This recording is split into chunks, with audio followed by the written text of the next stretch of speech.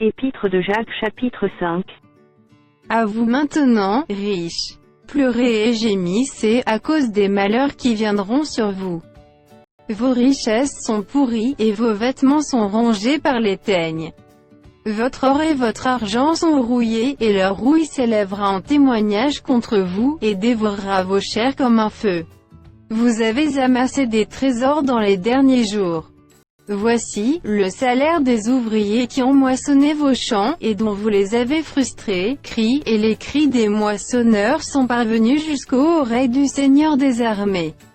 Vous avez vécu sur la terre dans les voluptés et dans les délices, vous avez rassasié vos cœurs au jour du carnage. Vous avez condamné, vous avez tué le juste, qui ne vous a pas résisté. Soyez donc patients, frères, jusqu'à l'avènement du Seigneur. Voici, le laboureur attend le précieux fruit de la terre, prenant patience à son égard, jusqu'à ce qu'il ait reçu les pluies de la première et de l'arrière-saison.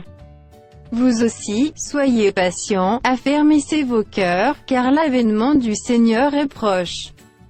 Ne vous plaignez pas les uns des autres, frères, afin que vous ne soyez pas jugés, voici, le juge est à la porte. Prenez, mes frères, pour modèle de souffrance et de patience les prophètes qui ont parlé au nom du Seigneur.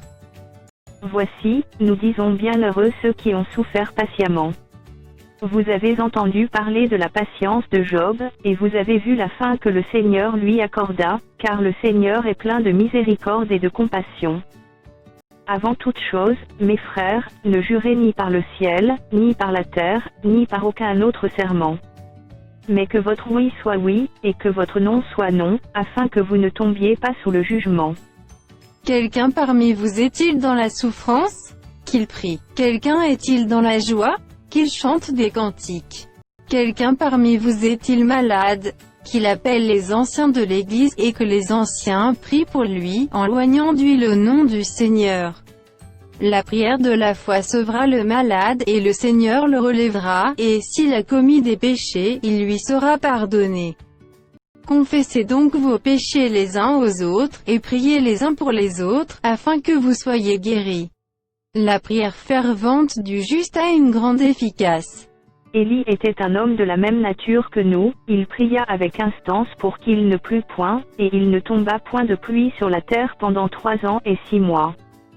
Puis il pria de nouveau, et le ciel donna de la pluie, et la terre produisit son fruit.